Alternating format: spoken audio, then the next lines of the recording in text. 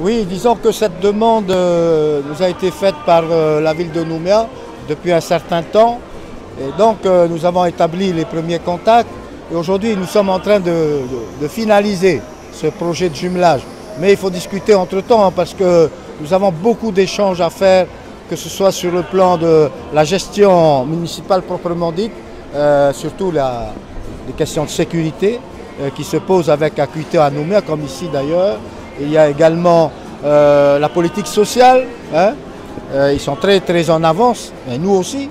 On va leur montrer par exemple au cours de la visite une maison de quartier à Pinay.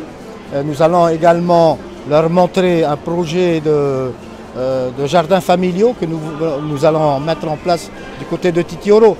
Donc c'est fructueux des deux côtés, hein. Ce sont des relations et des échanges que j'espère fructueux pour demain.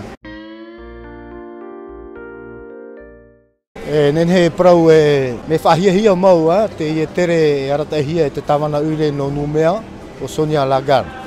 Ia o matou iwo i te tawana teito o Jean-Luc. O hinaro o Jean-Luc toa ia ta amuhia pai tona ure Nouméa o tatou nei. Te manara amai tēnei pupu api, tara toa te hinaro rei veinei roto ia ratou. Mo whari iau, whari nā mua ia ratou, ia tano pai praparau nā mua. Ia pai e parau noa e whanhono mitra i tatatou i te oi te mo tātou tātou e whaari ira, i roto i tō tātou nei utua whare.